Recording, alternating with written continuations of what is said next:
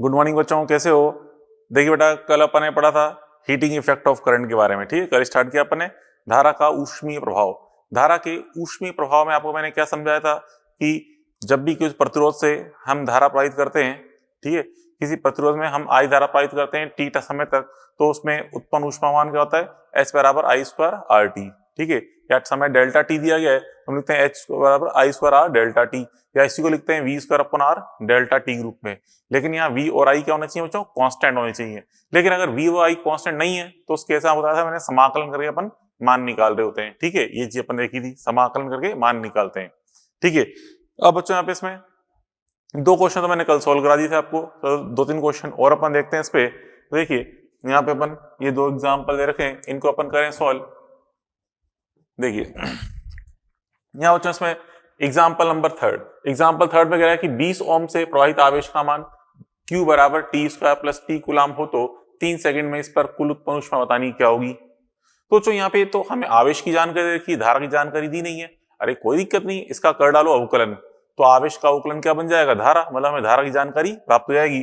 फिर हम समाकलन करके सॉल्व कर लेंगे, क्योंकि यहाँ पे जो धारा आएगी वो भी टी के पदों में ही आएगी। कैसे? देखिए यहाँ बच्चों सॉल्यूशन नंबर 1 अपन देखें, यहाँ पे पहले आई निकालें। आई बराबर हम जानते हैं क्या होता है? D Q upon D T. तो इसका अवकलन करेंगे तो टी स्क्वायर का अवकलन तो 2t हो जाएगा, ठीक है, और समय t का अवकलन 1 हो जाएगा। क्लियर? ये आ गई धारा। अब यहाँ पे देखें धारा t के पदों में आ रही है, इसलिए हमें समाकलन करके निकालना पड़ेगा। कितने समय निकालना है? 3 सेकंड में। ठीक है, 3 सेकंड में उत्पन्न ऊष्मा, 3 सेकंड में उत्पन्न ऊष्मा h बराबर कैसे निकालेंगे? Integration 0 to 3 I square R D T, इसका उपयोग करेंगे।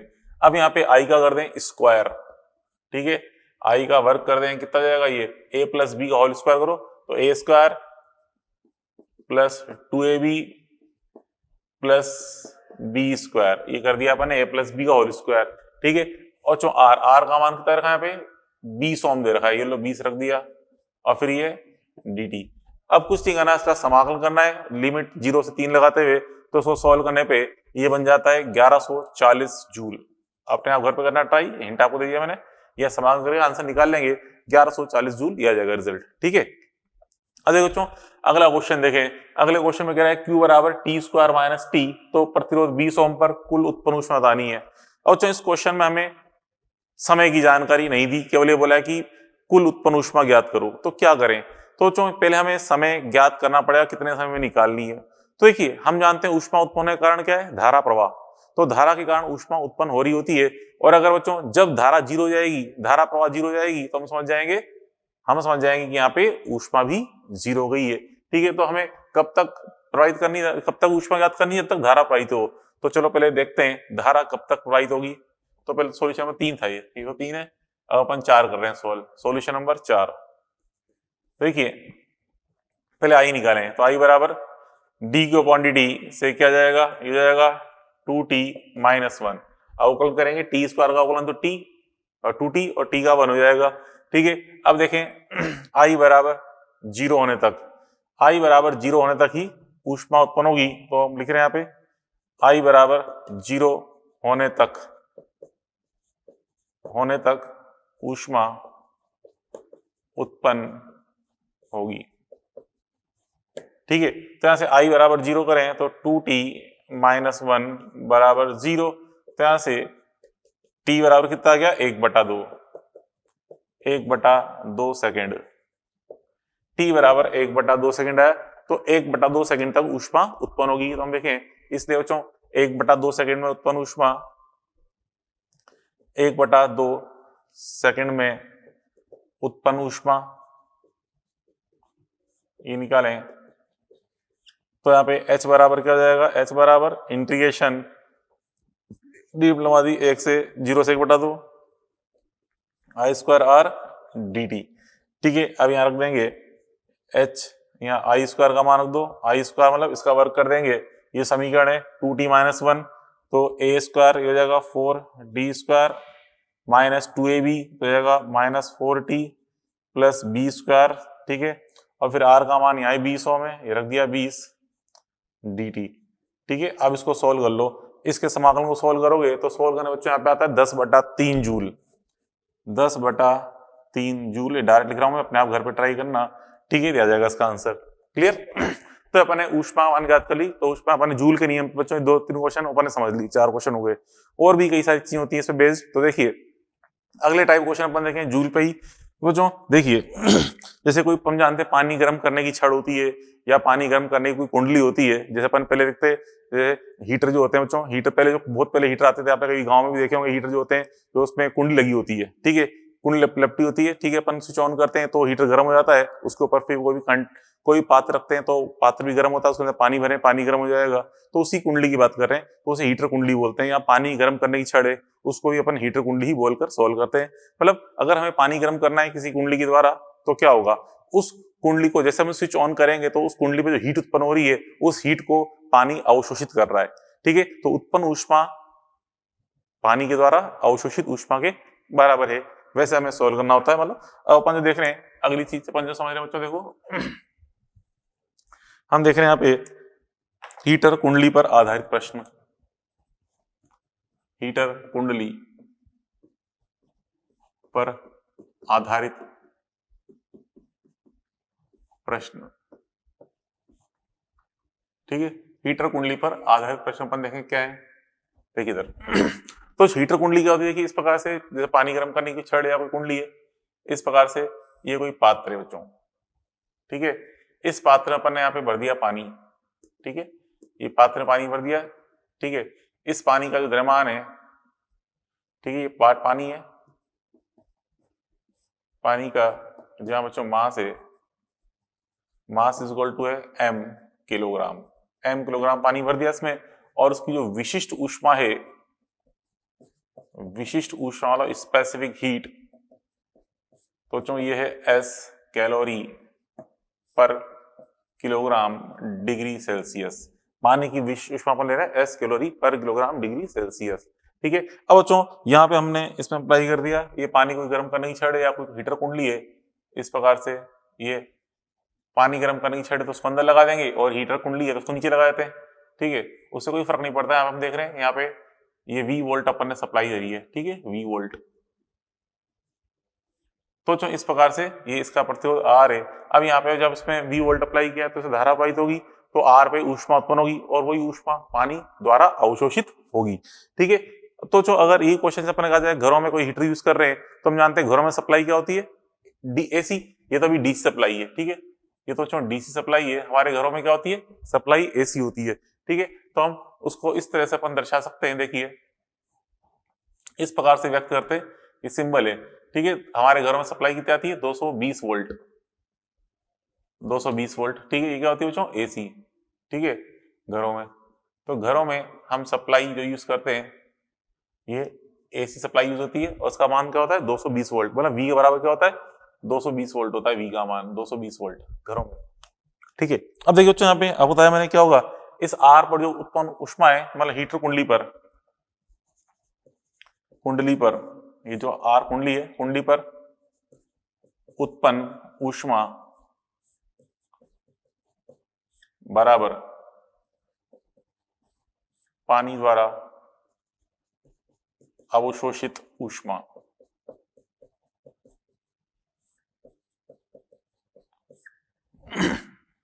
तो जो पानी ऊष्मा को अवशोषित करेगा, पानी का टेम्परेचर बढ़ जाएगा। मान लो पानी के टेम्परेचर वृद्धि होगी डेल्टा थीटा, θ1 पहले था, अब नया टेम्परेचर होगा θ2, तो पानी के टेम्परेचर में क्या होगी, वृद्धि। तो जो यहाँ पे देखिए कुंडली पर उत्पन्न ऊष्मा, हमें यहाँ पे वोल्टेज और प्रतिरोध की जानकारी दे रखी है, तो यहाँ पे कुंडली पर उत्पन्न ऊष्मा का क्या लगाएंगे फॉर्मूला, V²/RT, ठीक है, V²/RT जूल, ये अप्लाई कर दिया, ठीक है। अब बच्चों पानी द्वारा अवशोषित ऊष्मा हम जानते हैं, पहले पढ़ चुके हैं, 11th क्लास वाला जो पोर्शन पढ़ा था अपन ने पहले, हीट वाला टॉपिक।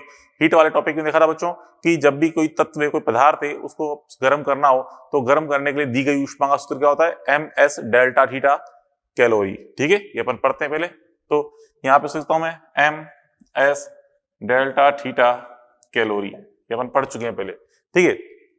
अब बच्चों यहाँ पे इस कैलोरी को अगर आपको जूल में चेंज करना है तो यहाँ पे क्या लिखना पड़ेगा, J से गुणा करना पड़ेगा, तो MSJ डेल्टा थीटा जूल, ठीक है। हम जानते हैं 1 कैलोरी बराबर क्या होता है, J जूल होता है, तो 1 कैलोरी का मान रख दिया, जे को लिख दिया यहाँ पे जे जूल। ठीक है, अब यहाँ पे देखिए जूल से जूल उड़ जाएगा। अब यहाँ से हम निकालें टी, मतलब पानी का टेम्परेचर डेल्टा थीटा वृद्धि होने में लगा समय। ठीक है, तो यहाँ पर हम देखें पानी का ताप या कहते हैं पानी के ताप में डेल्टा थीटा वृद्धि होने में लगा समय टी का मान निकालें। यहाँ से तो टी का मान निकालेंगे, ऐसे टी का मान आर को दोगुना कर दो, आर एम एस जे। ठीक है, R M S J delta theta बटे में क्या जाएगा वी स्क्वायर, क्या जाएगा वी स्क्वायर।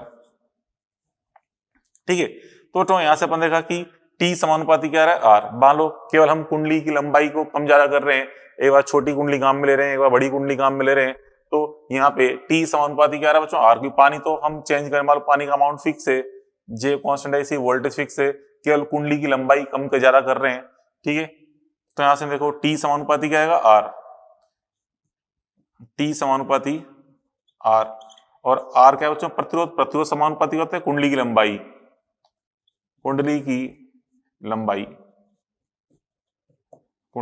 क्यों? क्योंकि हम देखते हैं बच्चों यहाँ पे आर पहले पढ़ चुके हैं, आर इजक्वल टू क्या होता है रो एल अपॉन ए। सिखाया था आपको बचपन में, R is equal to rho L upon A होता है। तो प्रतिरोध समानुपाती का बेटा एल, R is proportional to L होता है। ठीक है, अब बच्चों इसलिए कह रहा हूं, जैसे कि मान लो आपसे कहा जाए कि कुंडली है, किसी कुंडली द्वारा पानी गर्म होने में लगा समय मान लो 10 मिनट है, आपने कुंडली लंबाई आधी कर दी, आधी फेंक दी, केवल आधी कुंडली का उपयोग कर रहे हो पानी गर्म करने में, तो उस केस में लंबाई आधी कर दी है तो पानी गर्म जल्दी हो जाएगा या देरी से होगा। तो हम सोचे आधी कुंडली फेंक दी, आधी कुंडली काम में ले रहे हैं, तो पानी लेट गर्म होना चाहिए, लेकिन उल्टा आएगा आंसर आएगा पानी जल्दी गर्म हो जाएगा। क्यों? ये देखिए कुंडली की लंबाई आपने कम कर दी है, लंबाई कम कर दी तो समय भी कम लगेगा, मतलब पानी जल्दी गर्म हो जाएगा। तो इसलिए आपको ये चीज समझा रहा हूं। तो यहां से हम देखते हैं, अतः यदि एल डैश बराबर एल बाई 2 का उपयोग करें, ठीक है, लंबाई का उपयोग करें, मतलब कुंडली की लंबाई आधी कर दें, तो टी डैश बराबर टी बाई 2 ही लगेगा,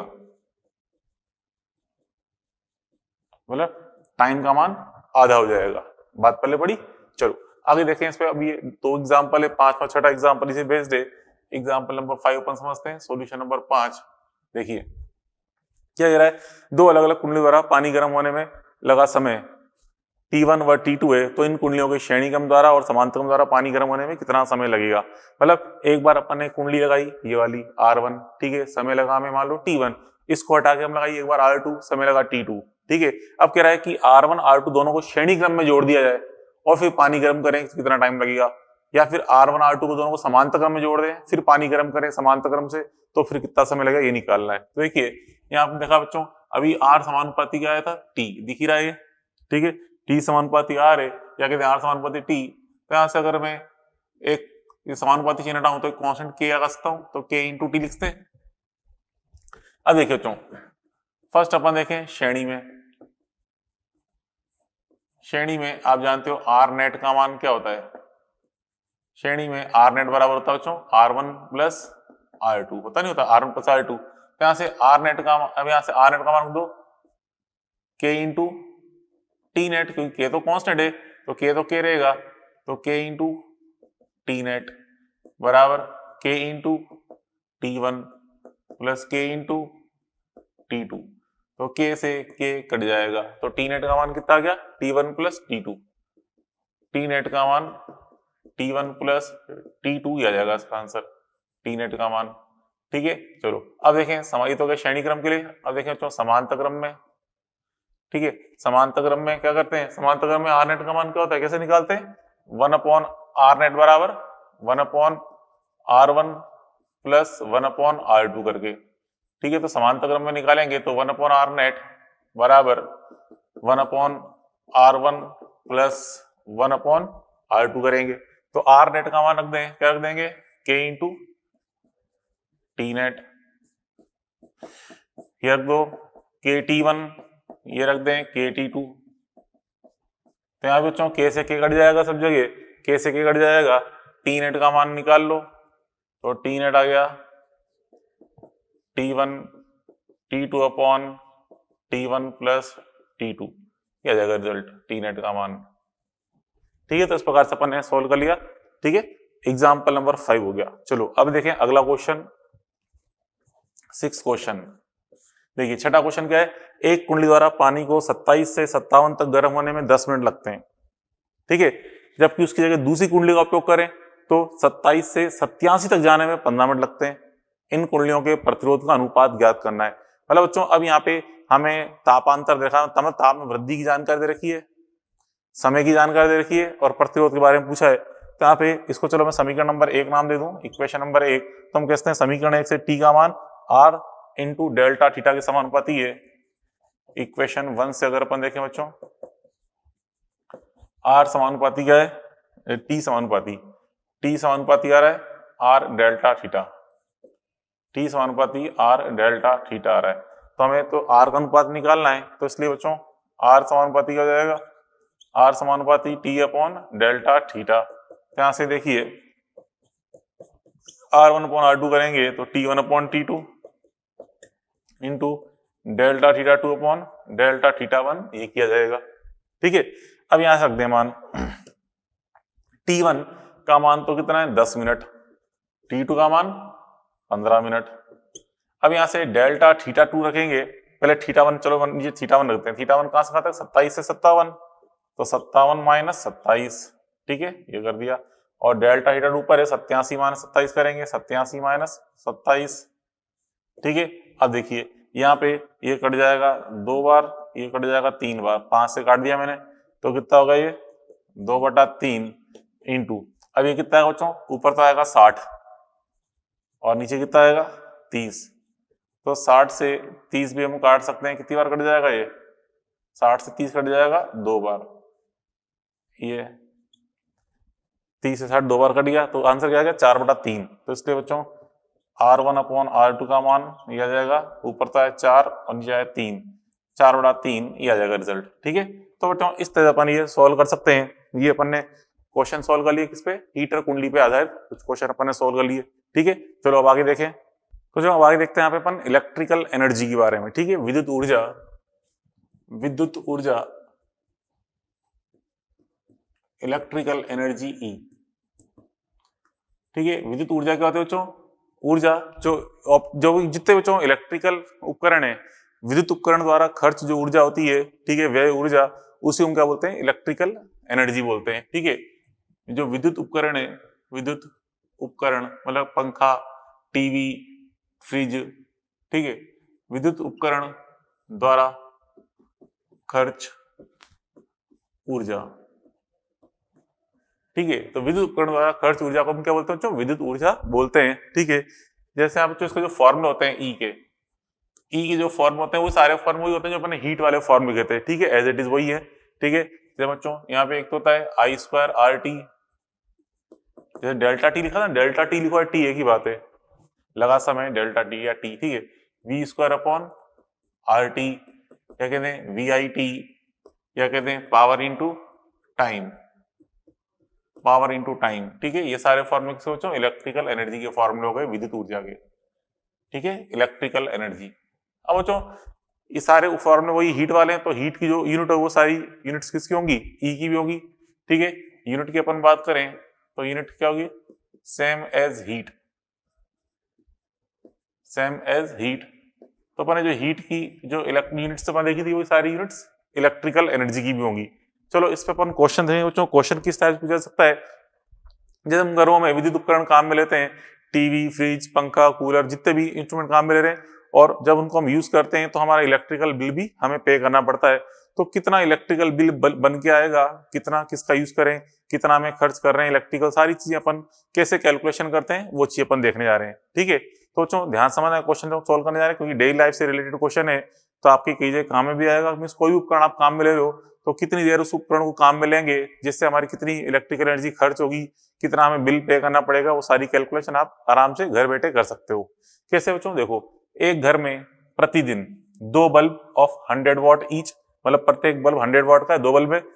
1 इलेक्ट्रिक हीटर है, एक 110 ओम का, और एक फैन है 0.5 एम्पियर का। तो हम का उपयोग 10 घंटे करते हैं, मतलब 10 घंटे लगातार इनका उपयोग करते हैं, 10 घंटे सारे उपकरण लगातार चालू रहते हैं।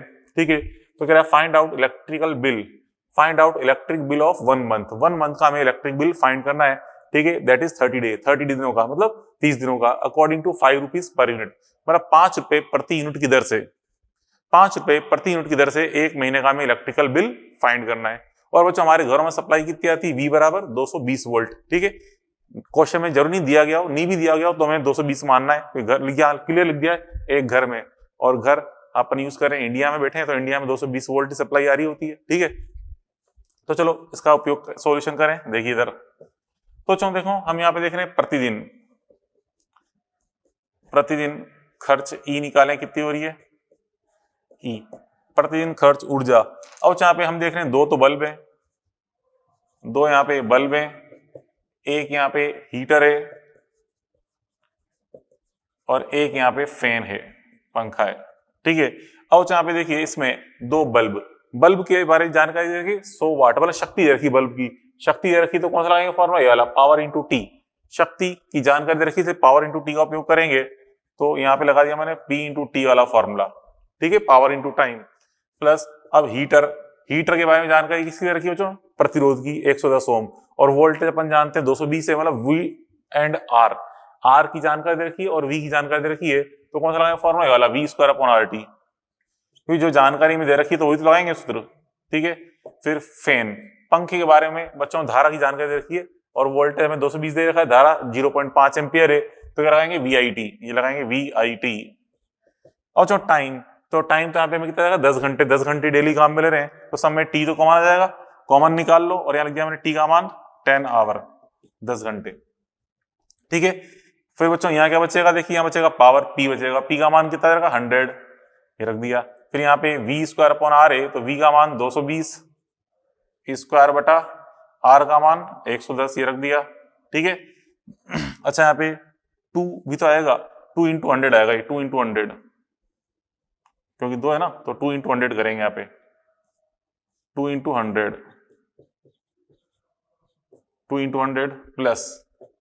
प्लस यहाँ पे क्या बच्चों VIT।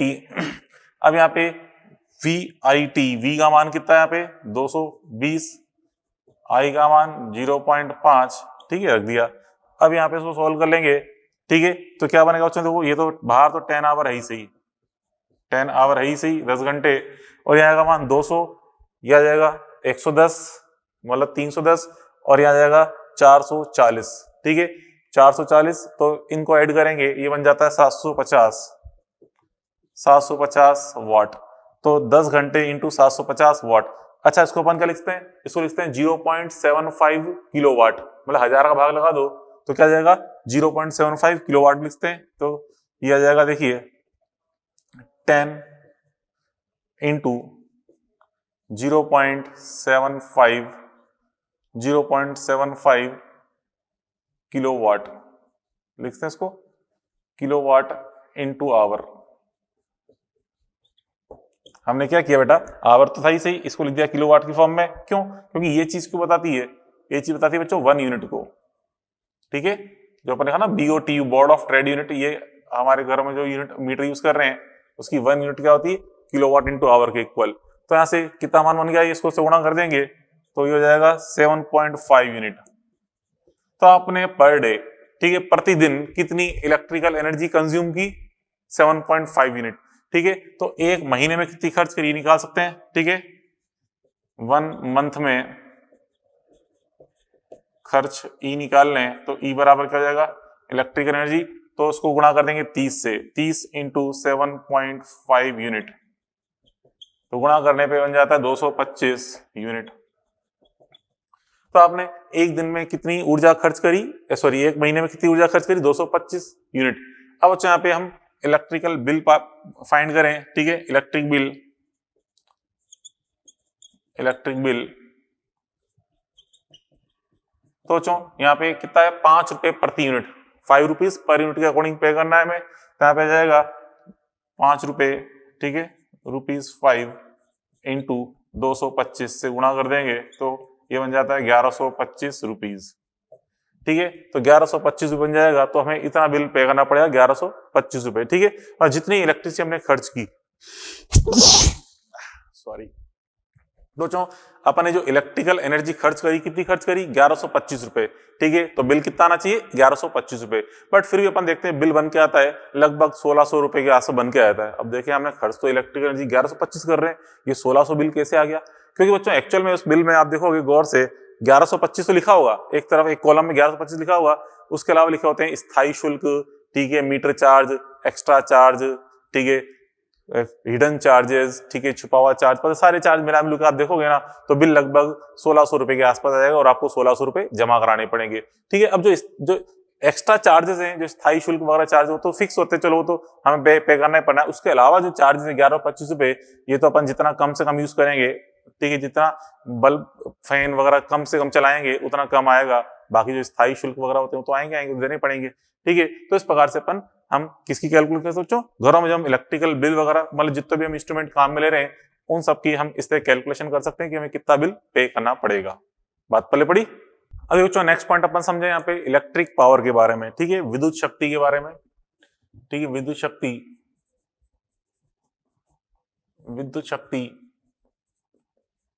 P क्या होती है बच्चों? Electric power P। अभी अपन ने पढ़ा बच्चों कि जो इंस्ट्रूमेंट होते हैं हमेशा विद्युत ऊर्जा खर्च कर रहे होते हैं, क्योंकि विद्युत उपकरण है तो इसलिए विद्युत ऊर्जा पे आधारित है, विद्युत ऊर्जा खर्च करके ही काम में आएंगे वो। ठीक है बच्चों, जिस दर से विद्युत ऊर्जा खर्च की जा रही होती है उनके द्वारा, उसे बोलते हैं विद्युत शक्ति। मतलब प्रति सेकंड कितनी ऊर्जा खर्च हो रही है उसे हम बोलते हैं विद्युत शक्ति। ठीक है, तो हम देखते हैं विद्युत ऊर्जा खर्च होने की दर। ठीक है, तो किस दर से विद्युत ऊर्जा खर्च हो रही है उसे हम क्या बोलते हैं बच्चों? विद्युत शक्ति बोलते हैं। विद्युत ऊर्जा खर्च होने की दर को अपन विद्युत शक्ति बोलते हैं। मतलब यहां से हम कह सकते हैं P बराबर क्या जाएगा? P बराबर DE/dt। दर मतलब अवकलन, तो हमने इसका कर दिया अवकलन DE/dt। ठीक है, तो बच्चों यहां से अगर अपन इसका मात्रक देखें क्या आएगा? देखिए इसकी अगर मैं SI यूनिट देखूं तो SI यूनिट क्या होगी इसकी? देखिए तो यहाँ पे E का मात्रक तो जूल और समय का मात्रक क्या होता है? सेकंड, तो जूल प्रति सेकंड। तो इस जूल प्रति सेकंड को हम क्या बोलते हैं बच्चों? वाट। जूल प्रति सेकंड को हम क्या बोलते हैं? वाट बोलते हैं। ठीक है, और इसका अगर अन्य मात्रक देखें, अदर मात्रक, ठीक है, इसका अदर मात्रक देखें, अन्य मात्रक होता है बच्चों हॉर्स पावर। तो 1 HP 1 horsepower is equal to क्या होता है बच्चों? 746 वाट, 746 वाट 1 HP का मान। 1 HP होता है 746 वाट के इक्वल। ठीक है, अब यहां बच्चों इसमें देखिए P बराबर क्या है? DE/dt, मतलब E का समय के सापेक्ष अवकलन। तो हमने अभी कुछ देर पहले लिखा था ऊर्जा के फॉर्मूले 3 लिखे थे। फॉर्मूले कौन कौन से, क्या क्या लिखे थे? एक तो I²RT, एक VIT, ठीक है, ये सब अपन लिखा था फॉर्मूला, और एक लिखा था V²/RT। तो यहाँ पे समय के सापेक्ष अवकलन कर देंगे ना तो T का अवकलन तो 1 हो जाएगा, तो T का अवकलन 1 हो जाएगा, तो P बराबर क्या बन जाएगा? ये आ जाएगा P बराबर एक तो I²R, एक हो गया V²/R और एक हो गया VI। ये हो गया पावर के फॉर्मूला आ गया I²R, V²/R and V into I। ये आ गई शक्ति के फॉर्मूले।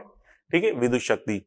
अब बच्चों यहाँ पे हमने ये विद्युत शक्ति के बारे में देखा। अब यहाँ पे इसके जो दक्षता, किसी भी उपकरण की अगर अपन दक्षता की बात करें तो दक्षता अपन कैसे ज्ञात करते हैं बच्चों?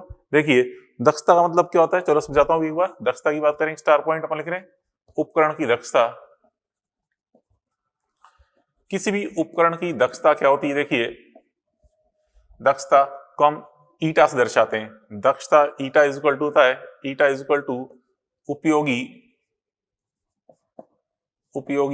निर्गत शक्ति, जिसे हम लिखते हैं P आउट से दर्शाते हैं, बटे में होती है कुल खर्च शक्ति,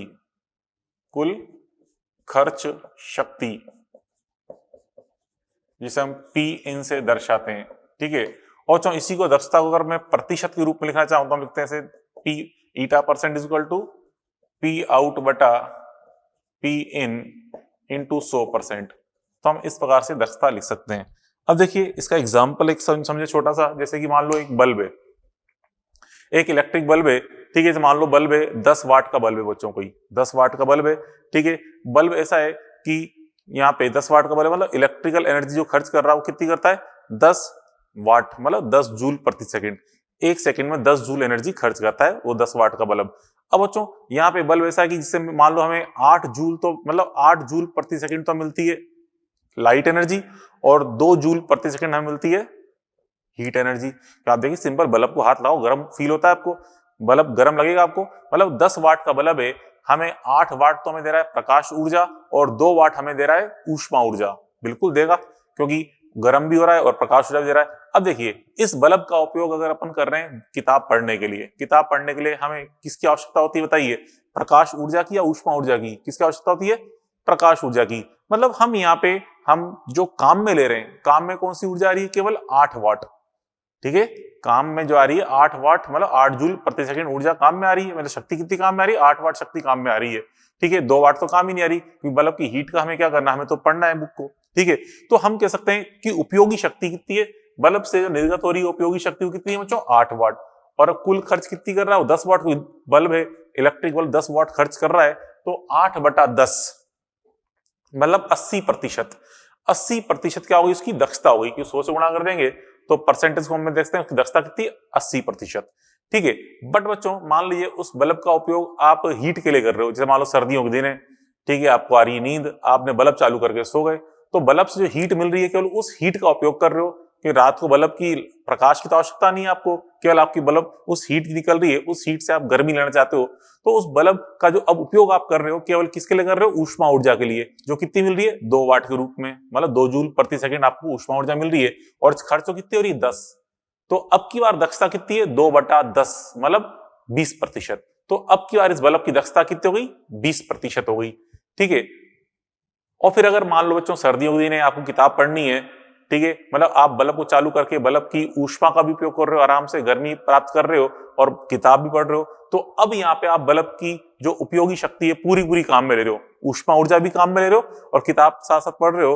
अब यहाँ पे आप इसकी प्रकाश ऊर्जा भी काम में ले रहे हो, तो अब इस बल्ब की दक्षता कितनी हो गई? 100%, क्योंकि 10 + 2 दोनों काम में ली, खर्च भी 10 हुई, उपयोग भी 10 में ली, तो अब ये एफिशिएंसी 100% हो गई। तो इस बल्ब की वास्तविक दक्षता कितनी है? 10% है, 20% है, या 80% है, या 100% है, डिपेंड करता है यूजर पे, मतलब कि आप उसकी कौन सी शक्ति उपयोग में ले रहे हो, निर्गत शक्ति कौन सी काम में ले रहे हो, ठीक है, उस पर डिपेंड करता है। वैसे अपन जानते हैं जनरली बल्ब बनाया किस लिए जाता है? प्रकाश के लिए, इसलिए प्राय अपन कुछ नहीं कहा जाए तो हम क्या बोलेंगे, उसकी दक्षता कितनी? 80% मानी जाएगी। बात पल्ले पड़ी, ठीक है। चलो अब आगे देखें बच्चों, इसमें नेक्स्ट पॉइंट अपन देखें स्मार्ट स्टार पॉइंट के रूप में, जैसे कि अपन ने बच्चों ऊष्मा के रूप में पढ़े थे अपन ने, जब दो प्रतिरोध श्रेणी क्रम में जुड़े होते हैं तो श्रेणी क्रम में धारा समान होती है, तो H समानुपाती क्या लिखा था अपन ने? R। लेकिन समांतर क्रम में जुड़े हो तो वोल्टेज समान होता है, H समानुपाती 1/R आता है। वैसी चीजें अपन यहां भी देख सकते हैं, ठीक है। श्रेणी में आप देखिए, अगर कई प्रतिरोध श्रेणी क्रम में जुड़े हुए हैं, श्रेणी में हम जानते हैं बच्चों I का मान सेम होता है, I का मान सेम होता है, ठीक है। इसलिए यहाँ पे श्रेणी क्रम में I का मान सेम है, तो I का मान सेम होगा, तो यहाँ पे आप समझ सकते हैं इसके अंदर जो H है, ये P जो आपके P की बात करूं, I सेम है तो P समानुपाती क्या हो जाएगा? R, P समानुपाती R, ठीक है।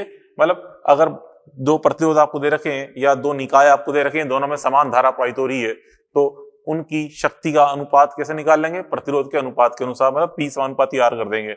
और फिर बात करें समांतर क्रम में, समांतर क्रम में V बराबर सेम होता है बच्चों, वोल्टेज सेम होता है। अब वोल्टेज सेम होता है तो कौन सा सूत्र काम में लेंगे? ये वाला V²/R, तो P समानुपाती क्या आ जाएगा बच्चों? 1/R आ जाएगा, ठीक है। ये इसकी थ्योरी हो गई। चलो अब इस पे बेस्ड अपन ये 2-3 क्वेश्चन अपन समझते हैं इस पे। देखिए पहला क्वेश्चन पढ़े क्या है? पहला क्वेश्चन कह रहा है, in following circuit find out ratio of produce power if source of same current is applied, same voltage is applied, ठीक है। इंग्लिश में लिखे क्वेश्चन, इजीली समझ जाना, कोई टिपिकल सी बात नहीं है। तो अगर आप दो परिपथ है, ये हिंदी में समझा दूं आपको, निम्न दोनों परिपथों में उत्पन्न शक्ति का अनुपात बताना है। पहली स्थिति है कि दोनों को हमने समान धारा स्रोत से जोड़ा गया है, सेकंड कंडीशन में दोनों को समान वोल्टता स्रोत से जोड़ा गया है।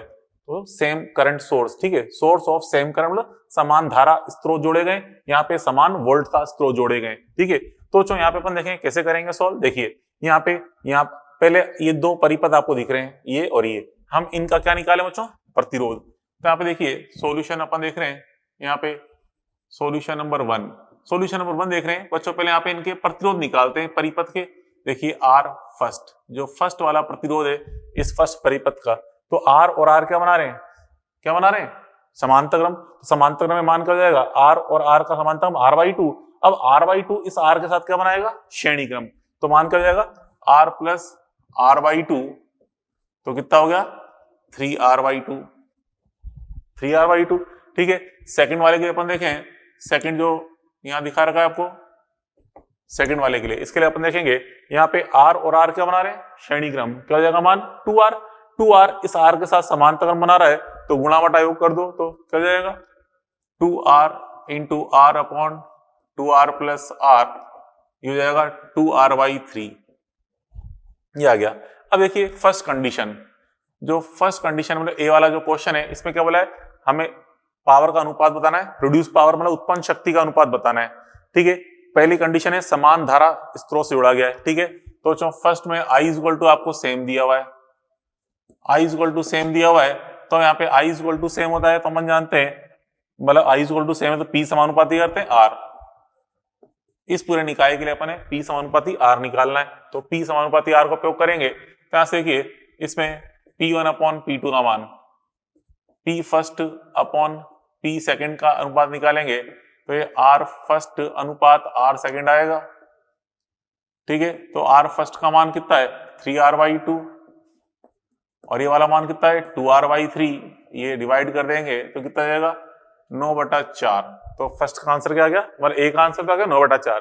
अब देखें बी में क्या बोला गया है, दोनों को समान वोल्टता स्रोत से जोड़ा गया है, दोनों परिपथों को समान वोल्टता स्रोत से जोड़ा गया है, ठीक है। मतलब V का मान सेम है, समान वोल्टता स्रोत आरोपित किए गए हैं, तो P समानुपाती लगाएंगे 1/R, तो उसका उल्टा हो जाएगा, मतलब यहाँ से P1/P2 निकालें, P फर्स्ट बटा P सेकंड, तो क्या जाएगा बेटा आंसर 4/9 आ जाएगा, ठीक है। तो पहली कंडीशन में समान, ठीक है, लिखा ना if source of same current is applied, मतलब समान धारा स्रोत जोड़े गए।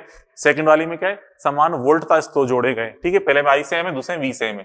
चलो अब देखें सॉल्यूशन नंबर सेकंड क्या कह रहा है बच्चों, देखिए यहाँ पे कह रहा है 1 ohm 2 ohm 3 ohm are according to a triangle, मतलब 1 ohm 2 ohm और 3 ohm प्रतिरोध एक त्रिभुज के अनुसार जुड़े हुए, एक त्रिभुज के अनुसार जुड़े हुए, ठीक है। Find out ratio of produce power if same voltage source is applied across its side A B B C C A, मतलब समान वोल्टता का स्रोत, समान वोल्टता का स्रोत एक बार ए बी भुजा के अनुसार जोड़ा गया है, एक बार बी सी भुजा पे जोड़ा गया है, और एक बार सी ए भुजा पे जोड़ा गया है, मतलब इस प्रकार से। देखो क्या बोल रहा है यहाँ पे, यहाँ बोला गया है same voltage source is applied across its side A B, मतलब एक बार अपने साइड ए बी, साइड मतलब भुजा ए बी बी सी और सी ए, तो भुजा ए पे जोड़ रहे हैं, तो भुजा ए पे एक बार यहाँ जोड़ दिया अपने वोल्टेज वी वोल्ट की बैटरी जोड़ दी, ठीक है। सिंपल सी इंग्लिश है, कोई टिपिकल नहीं है, ठीक है। अब यहाँ पे देखो एक बार हमने बैटरी जोड़ दी इस बीसी पे, मतलब इस प्रकार से जोड़ दी बीसी पे, ये लो, एक बार हमने जोड़ दी सी ए पर, मतलब इससे जोड़ दी बैटरी, ये जोड़ दी। अब बैटरी का धन सिरा किधर जोड़ो उससे कोई फर्क नहीं पड़ता, धन सिरा सी पे लगाओ या ए की तरफ, उससे कोई फर्क नहीं पड़ता, हमें यहाँ पे कुल उत्पन्न शक्ति का अनुपात ज्ञात करना है, ठीक है।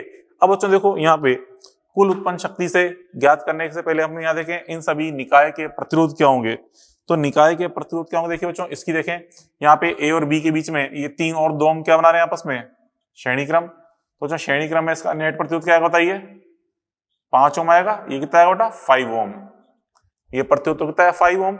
अब ये 5 ohm इस 1 ohm के साथ क्या बना रहा है, पैरेलल कॉम्बिनेशन, समांतर बना रहा है, तो 5 और 1 का समांतर क्रम क्या हो जाएगा 5 × 1/5 + 1। यहां से देखें हम निकाले यहाँ पे आर ए बी का मान 5 × 1 अपॉन 5 + 1 कर दो, कितना हो गया 5/6, 5/6 ohm हो गया। फिर आप निकालें आर बी सी, अब यहाँ निकाल रहे हो सेकंड वाले के लिए बी सी के लिए, तो बच्चों यहाँ पे देखिए इसमें ये 3 ohm और 1 ohm क्या बना रहे हैं आपस में, श्रेणी क्रम, तो इसका मान क्या हो जाएगा, इसका मान हो जाएगा 3 और 1 4, यह आ गया 4 ओम।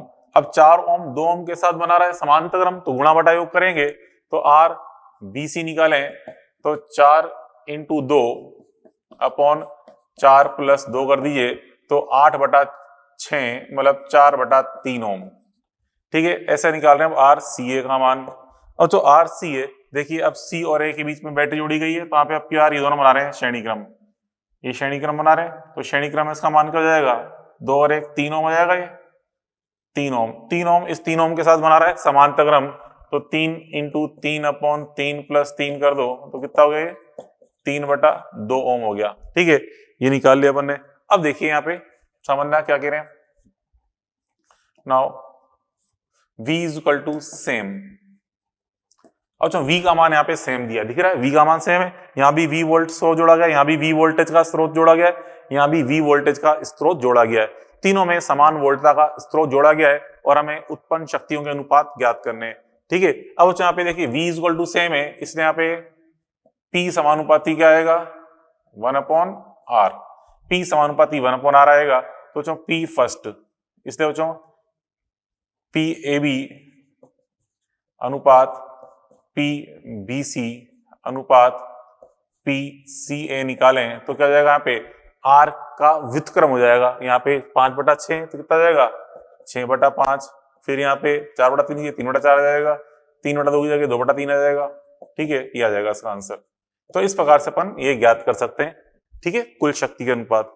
अब देखिए उसके बाद अब देखें थर्ड क्वेश्चन। थर्ड क्वेश्चन में क्या है बच्चों, इस प्रकार से एक परिपथ दिखा रखा है 1 ओम 2 ओम 3 ओम। ठीक है, यहाँ पे धारा आई स्टार्ट हो रही है, इधर I1 I2 गई, इधर I3। तो आपसे कह रहा है find out ratio of produce power on 1 ओम 2 ओम 3 ओम। इन तीनों पे उत्पन्न शक्ति के अनुपात हमें ज्ञात करने हैं। तो देखिए यहाँ बच्चों, यहाँ पे हमें प्रतिरोध की जानकारी दे रखी है, अगर अपन धारा के मान निकाल लें प्रत्येक प्रतिरोध में कितना होगा तो हम आराम से P बराबर I2R का उपयोग कर सकते हैं। तो देखिए यहाँ पे दो बच्चों, अभी तो क्वेश्चन थे पूरे निकाय की शक्ति, इस निकाय की शक्ति की बात कर रहा था, निकाय की कुल शक्ति की बात कर रहा था। अब यहाँ पे निकाय की कुल शक्ति की बात नहीं कर रहा, यहाँ पे सबके अलग अलग अलग शक्तियों की बात कर रहा है, क्या क्या होंगी प्रतिरोधों पर, प्रतिरोधों पे अलग अलग अलग शक्तियों की बात कर रहे हैं। पहले वाले दो क्वेश्चन में तो निकाय की शक्ति निकाली थी, इसलिए अपने निकाय का नेट प्रतिरोध निकाला था, यहाँ भी निकाला, यहाँ भी निकाला नेट, यहाँ भी नेट निकाला, यहाँ भी नेट प्रतिरोध निकाल की बात करी, क्योंकि पूरे परिपथ की कुल शक्ति की बात कर रहा था। अब यहाँ पे केवल अलग अलग प्रतिरोधों पे उत्पन्न शक्तियों की बात कर रहा है। ठीक है, तो यहाँ पे देखो बच्चों, पहले हम यहाँ पे देखें धारा, यहाँ पे धारा आई दो भागों में बट रही है। हम जानते हैं बच्चों समांतर क्रम में जो धारा का बंटवारा होता है वो 1/R के अनुपात में होता है। ठीक है, क्यों, क्योंकि I बराबर V/R, I बराबर V/R, तो V तो यहाँ पे सेम है समांतर क्रम में, तो I समानुपाती क्या आएगा 1/R, मतलब I का बंटवारा 1/R के अनुपात में होगा। यहाँ से बंटवारा करें तो I1 का मान, तो I1 का मान क्या जाएगा I इंटू, तो जो I1 निकाल रहे हैं तो ऊपर R2 आएगा, मतलब 2 आएगा, 2/1 प्लस 2, तो कितना आ गया मान 2I/3, 2I/3। ठीक है, अब चलो यहां से निकालें I2, तो I2 अगर आप निकालोगे तो I2 के लिए ऊपर आएगा आपके यार 1, तो 1/1 प्लस 2 करेंगे तो कितना आ गया ये I/3। और फिर जो I3 अगर निकालेंगे तो I3 का मान तो क्या आएगा, देखिए ये I पहले दो भागों में बटी फिर यहाँ जुड़ जाएगी, तो I3 का मान तो I के बराबर ही आएगा, कि पहले I धारा दो भागों में बट रही है फिर यहाँ पे आके फिर जुड़ रही है, तो I3 बराबर तो I के बराबर ही आएगा I। ठीक है, अब देखें now P is equal to क्या होता है बच्चों I2R, P बराबर I2R होता है।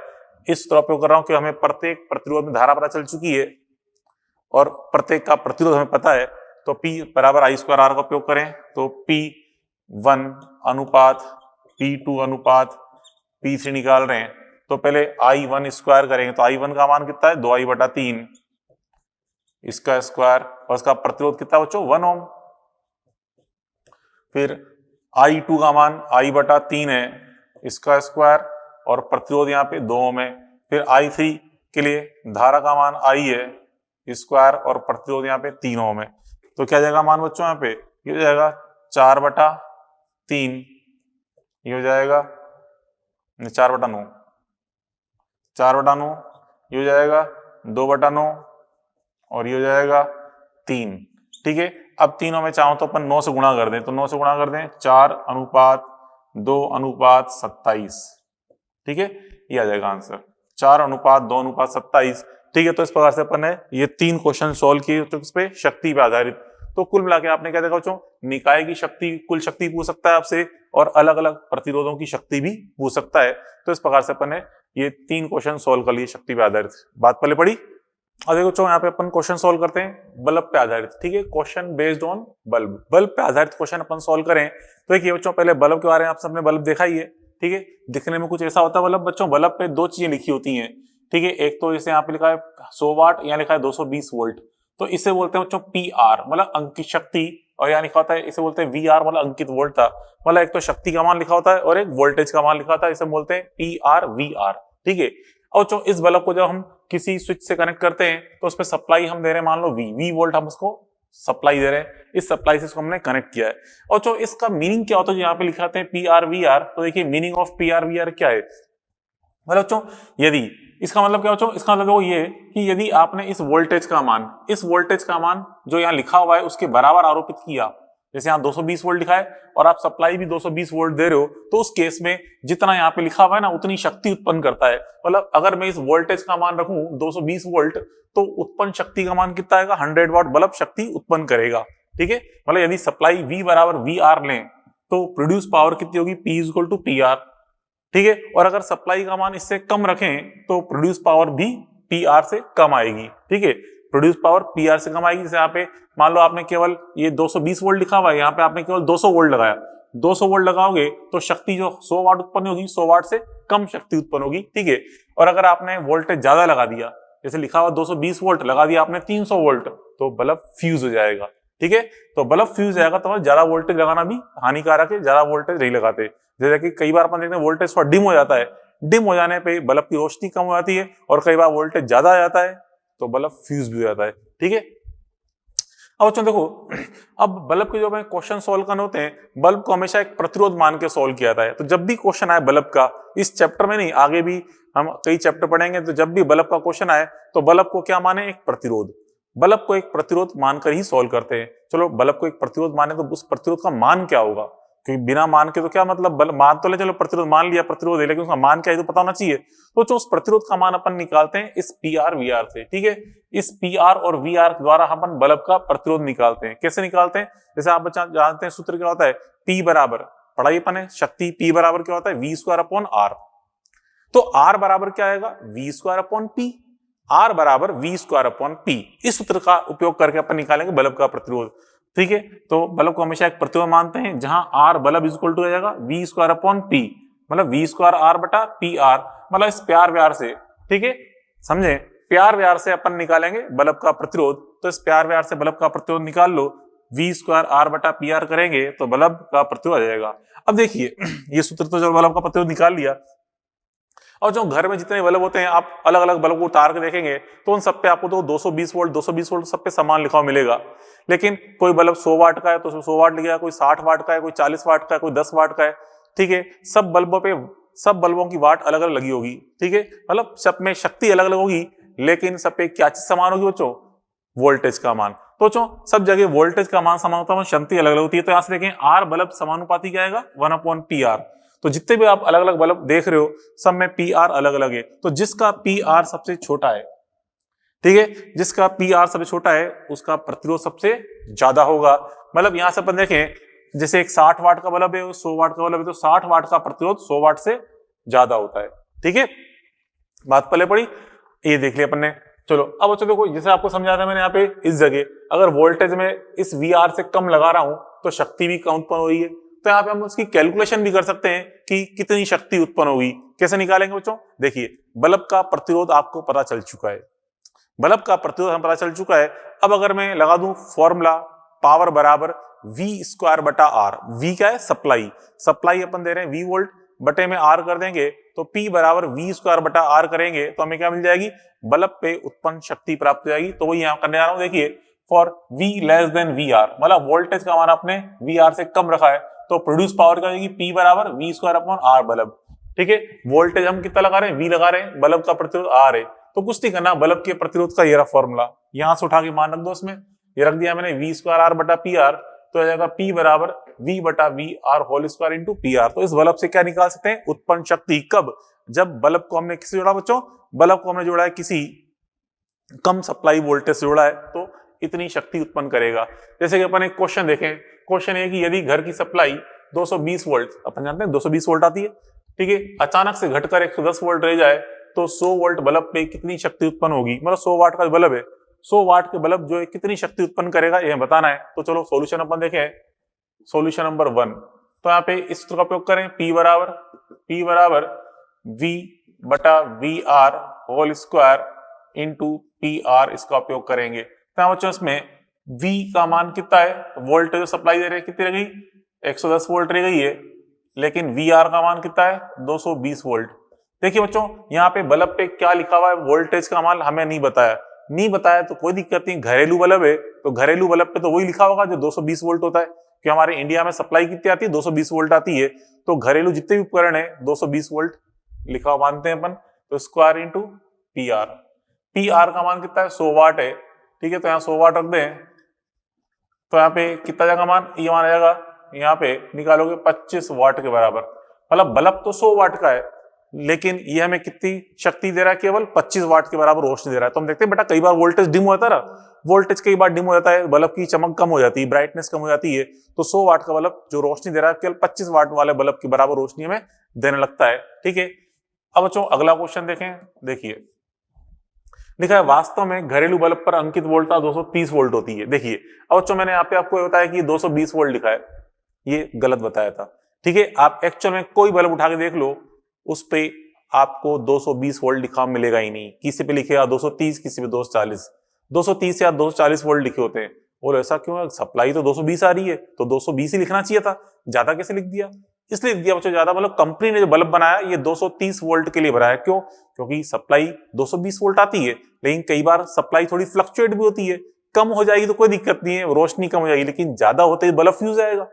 तो हमारे देखते हैं बल्ब कई बार सप्लाई थोड़ी फ्लक्चुएट होती है तो वोल्टेज 220 से 221 भी आता है, 222 भी आता है, तो 220 वाला बल्ब तो फ्यूज हो जाएगा, ठीक है। इसलिए कंपनी वाले क्या करते हैं बच्चों, उस बल्ब को बनाते हैं लगभग 230 वोल्ट का, ताकि वो 230 वोल्ट तक सहन कर जाए, ताकि थोड़ी बहुत सप्लाई ज्यादा भी आए ना, 230 वोल्ट तक का वोल्टेज सहन कर जाए, इसलिए कंपनी वाले इसको जल्दी फ्यूज नहीं हो बल्ब, इसलिए 230 वोल्ट का बनाते हैं, ठीक है।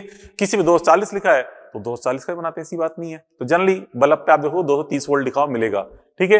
अब 230 लिखा हुआ है और सप्लाई कितनी आ रही है, केवल 220 वोल्ट आ रही है, तो आपसे पूछ रहा है कि 100 वाट का बल्ब वास्तव में आपको कितनी शक्ति दे रहा है, लिखा हुआ 100 वाट है उस पे, ठीक है, उस बल्ब पे 100 वाट लिखा हुआ, लेकिन वास्तव में आपको कितनी रोशनी दे रहा है, तो देखो यहां से अपन निकाल सकते हैं, ठीक है। P बराबर ये सूत्र लगाएं तो कितना बच्चों यहाँ पे 220 वोल्ट सप्लाई आ रही है, लेकिन उसमें लिखा हुआ कितना है 230 वोल्ट लिखा हुआ है, स्क्वायर इंटू 100 वाट करेंगे तो ये लगभग 91.5 वाट आएगा, मतलब बल्ब तो था 100 वाट का वास्तव में, लेकिन दे कितनी रोशनी रहा था 91.5 वाट जितनी रोशनी हमें दे रहा था, ठीक है। बात पल्ले पड़ी, ये होता है। तो आप ऐसे किसी भी उपकरण की शक्ति देख सकते हो, उसकी शक्ति कितनी है और वो कितनी हमें दे रहा है, ठीक है। तो ऐसे हर बल्ब के बारे में अपन सोच सकते हैं। अब देखो बच्चों अगला पॉइंट, अगला क्वेश्चन सॉल्व करने से पहले ये एक पॉइंट समझते हैं, फिर अगला क्वेश्चन देखेंगे। देखिए बल्ब की ब्राइटनेस मतलब बल्ब की चमक जो होती है वो तथा फ्यूज होने की संभावना ये समानुपाती होती है हीट के, उस बल्ब पे कितनी ऊष्मा उत्पन्न हो रही है उसके समानुपाती होती है। मतलब बच्चों अगर जितनी ज्यादा उसकी ब्राइटनेस होगी या कहते हैं जितनी ज्यादा उसकी फ्यूज होने की संभावना है वो किस पे डिपेंड कर रही है, उसमें उत्पन्न ऊष्मा पे, क्योंकि बच्चों ज्यादा ऊष्मा उत्पन्न होगी तो इसका जो ये फिलामेंट है ये मेल्ट हो जाएगा, ठीक है, क्योंकि फिलामेंट एक निश्चित सीमा तक ही ऊष्मा सहन कर सकता है, उससे ज्यादा ऊष्मा उत्पन्न होते ही ये मेल्ट हो जाता है, ठीक है। तो देखिए बल्ब की ब्राइटनेस व फ्यूज होने की संभावना समानुपाती क्या होती है हीट, और हीट के फॉर्म पढ़ चुके हैं हम पहले, ठीक है, पिछली कक्षा में देखा था हीट का फॉर्मूला क्या लिखा था, H बराबर I square RT V square upon RT VIT, ये सारे वगैरह वगैरह अपने फॉर्मूले लिख चुके हैं पहले। देखिए अब अच्छा देखो, अगर मान लीजिए दो बल्ब सीरीज में कनेक्टेड है, इन सीरीज श्रेणी में कनेक्टेड है, तो श्रेणी में क्या समान होता है, धारा का मान। तो बच्चों ब्राइटनेस अभी हम देखा ब्राइटनेस समानुपाती हीट है, ब्राइटनेस समानुपाती हीट, तो श्रेणी क्रम में बच्चों धारा समान है, इसलिए H बराबर I स्क्वायर RT का उपयोग करेंगे, अर्थात H समानुपाती क्या आएगा R, क्योंकि H बराबर I स्क्वायर RT, H समानुपाती R ऑफ बल्ब, ठीक है। और हमने देखा था आर ऑफ बल्ब का मान क्या होता है, समानुपाती 1/PR, ये रख दिया मैंने, आर बल्ब का मान 1/PR। तो कुल मिला के इस फर्स्ट को और लास्ट को देखें तो ब्राइटनेस समानुपाती आ रही है 1/PR, मतलब जितनी छोटी उसकी शक्ति होगी ब्राइटनेस उतनी ज्यादा होगी, ये मतलब है। जैसे कि अगर श्रेणी क्रम में एक 25 वाट का बल्ब लग रहा है और एक 100 वाट का बल्ब, इन दोनों को श्रेणी क्रम में जोड़ दिया तो ज्यादा रोशनी हमें कौन देगा, 25 वाट वाला बल्ब, मतलब जो छोटा पावर वाला बल्ब है, जिस बल्ब की कम वाट लग रही है वो हमें ज्यादा रोशनी देगा, ठीक है। 25 वाट का बल्ब हमें ज्यादा रोशनी देगा और उसके फ्यूज होने की संभावना भी ज्यादा होती है, किसकी, छोटे वाले बल्ब की फ्यूज होने की संभावना भी ज्यादा होती है क्योंकि ब्राइटनेस ज्यादा आ रही है इसकी, ठीक है। लेकिन समांतर क्रम की बात करें as in parallel combination, parallel combination as in home, जैसे हम जानते हैं घरों में सारे उपकरण समांतर क्रम में जुड़े हैं, तो जितने बल्ब आपने लगा रखे हैं अलग अलग होल्डर में सारे बल्ब समांतर क्रम में जुड़े हुए हैं, ठीक है। तो उस केस में अब देखिए यहाँ पे वोल्टेज सेम है, अब यहाँ पे ब्राइटनेस अपन देखें, ये ब्राइटनेस जो है ब्राइटनेस समानुपाती हीट होता ही है, ठीक है, लिखा ही अपने ब्राइटनेस समानुपाती हीट। अब हीट का मान समानुपाती आएगा 1/R के, क्योंकि समांतर क्रम में वोल्टेज सेम है तो सूत्र क्या लगाना पड़ेगा, V²/RT वाला, ठीक है। तो यहाँ पे H समानुपाती 1/R कर दिया और R बल्ब का मान रख दिया मैंने 1/PR, तो PR चल जाएगा ऊपर। अब फर्स्ट और लास्ट को अपन देखें तो P समानुपाती, ब्राइटनेस समानुपाती क्या है, PR, मतलब जितनी ज्यादा पावर होगी बल्ब की उतनी ज्यादा हमें रोशनी भी देगा। तो brightness of 100 what is greater than 25 वाट। तो अपन देखते हैं घरों में 25 वाट 100 वाट का बल्ब लग रहा है तो ज्यादा रोशनी किसकी आएगी, डेफिनेटली 100 वाट वाले बल्ब की, ठीक है, क्योंकि समांतर क्रम में तो जिसकी ज्यादा वाट होती है उसकी रोशनी भी ज्यादा होती है, ठीक है। अब बच्चों उसके बाद देखिए, चलो अगला एग्जाम्पल देखें। अगला एग्जाम्पल ये कह रहा है कि ये दो बल्ब है श्रेणी क्रम में जुड़ रहे हैं, एक 50 वाट का एक 100 वाट का है, ठीक है, 220 वोल्ट सप्लाई है और यहाँ पे 440 वोल्ट मेन सप्लाई अपन देख रहे हैं। इनकी ये अंकित वोल्ट था, ये अंकित वोल्ट था और यहाँ पे मेन सप्लाई कितनी है, 440 वोल्ट। अब कह रहा है कुंजी को ऑन करें, which bulb will be fuse when key gets on. तो स्विच को जैसे ऑन करेंगे, कुंजी को ऑन करेंगे, पूछ रहा है कौन सा बल्ब फ्यूज होगा, केवल 50 वाट वाला या 100 वाट वाला या दोनों या कोई नहीं, ये हमसे पूछ रहा है।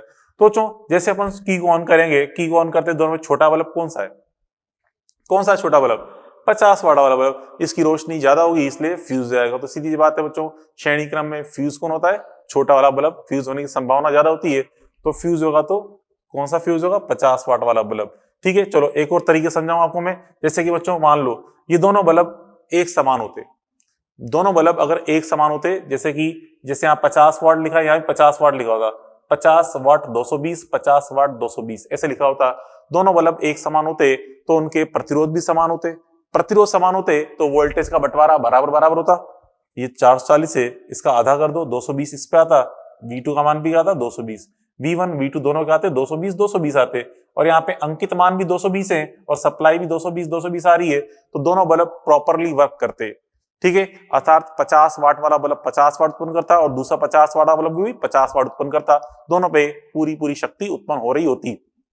परंतु अभी यहाँ पे हम देखें दोनों बल्ब समान नहीं है, किसका प्रतिरोध ज्यादा है, छोटे वाले का, क्योंकि हम जानते हैं आर बल्ब जो होता है 1/PR होता है समानुपाती, ठीक है। तो छोटे वाले बल्ब का प्रतिरोध ज्यादा है और श्रेणी क्रम में आप जानते हो बच्चों वोल्टेज का बंटवारा प्रतिरोध के अनुपात में होता है, V बराबर IR, तो V समानुपाती क्या है R, तो श्रेणी क्रम में वोल्टेज का बंटवारा R के अनुपात में होता है, तो जिसका R ज्यादा होगा उस पर वोल्टेज भी ज्यादा आएगा, ठीक है। तो इस पे वोल्टेज जो आएगा यहाँ पे अभी देखा था 220 आ रहे थे पहले, लेकिन अगर बल्ब असमान है तो यहाँ पे 220 से ज्यादा आएगा और यहाँ पे 220 से कम आएगा, ठीक है। तो इसलिए ये वाला बल्ब 220 वोल्ट इस पे लिखा हुआ है लेकिन सप्लाई 220 से ज्यादा आ रही है तो फ्यूज जाएगा, ठीक है। तो यहां से हम कह सकते हैं सॉल्यूशन नंबर थर्ड अपन देखें, यहाँ पे श्रेणी में जो V समानुपाती R होता है, श्रेणी में बंटवारा जो अपन करते हैं, बंटवारा V समानुपाती, बंटवारा जो वोल्टेज का बंटवारा है V समानुपाती क्या है बच्चों, R के अनुसार होता है, R बल्ब के अनुसार, ठीक है। और R बल्ब समानुपाती क्या बच्चों, यहाँ पे 1/PR है, इसलिए बच्चों यहाँ पे V1 का मान तो क्या आएगा, greater than 220 volt and V2 less than 220 volt प्राप्त होगा, ठीक है। तो कौन सा बल्ब फ्यूज आएगा बच्चों, इसलिए यहाँ पे फर्स्ट बल्ब फ्यूज आएगा, इसलिए केवल 25 वाट वाला बल्ब फ्यूज होगा। ठीक है, ये आंसर आ जाएगा। तो चलो इस तरह अपन ने ये बल्ब पे आधारित ये 3 क्वेश्चन अपन ने सॉल्व किए। ठीक है, इलेक्ट्रिक बल्ब पे आधारित। ठीक है, और भी कुछ क्वेश्चन बनते हैं इस पे कई प्रकार के, वो अपन चलो कल सॉल्व करेंगे, आज काफी टाइम हो गया है। ठीक है, और कल बच्चों अपन एक पढ़ेंगे फ्यूज वायर के बारे में पढ़ेंगे। ठीक है, ये तो खैर थोड़ा सा टाइम है, मतलब कुल मिला के आधे घंटे में कवर हो जाएगा। बाकी अपन बच्चों फिर इसमें जो जो मॉड्यूल है उसको सॉल्व करेंगे, स्टेज 1 2 3 4 को। ठीक है, तो कल आप मॉड्यूल भी सॉल्व करके आना, जो इसके अच्छे से क्वेश्चन है अपन क्लास में डिस्कस करेंगे। ठीक है, तो चलो कल मिलते हैं। Okay, good bye.